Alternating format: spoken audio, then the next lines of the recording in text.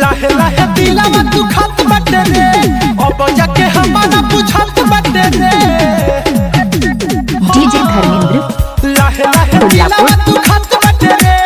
अब जाके हमारा बुझात बटे रे कहल कि दूर रह बन जियावा से आज कहता रे जोरे तोरा माई के डीजे धर्मेंद्र आज कहता रे भूल जा तू हमके बड़ी प्यार करिले अपना पियावा से आज कहता रे भूल जा तू हमके बड़ी प्यार करिले अपना पियावा से तनी न तोरा लाज बाटे पता चलल हमरा आज बाटे कोइला काहे बड़ा बात जिंदगिया बोलू ना ये में कराज बाटे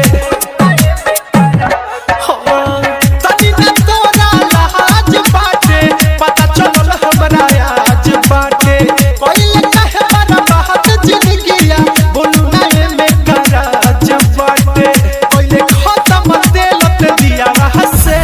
डीजे धर्मेंद्र आज दुल्लापुर भूल जा तू हमके बड़ी प्यार करिले अपना पियावा से आज कहता रे भूल जा तू हमके बड़ी प्यार करिले अपना पियावा से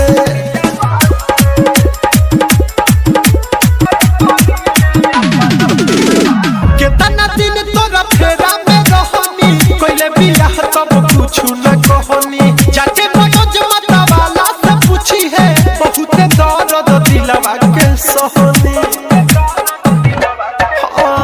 केतना दिन तोरा फेरा में रहनी कोइले बियाह तब कुछ न कहनी से सनत शर्मिला से पूछी है बहुत दर्द दिलवा के सहनी सारा बात कहे सोनू भैया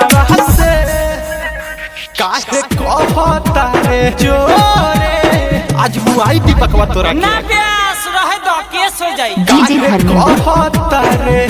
भूल जा तू हमके बड़ी प्यार करिले अपना पियावा से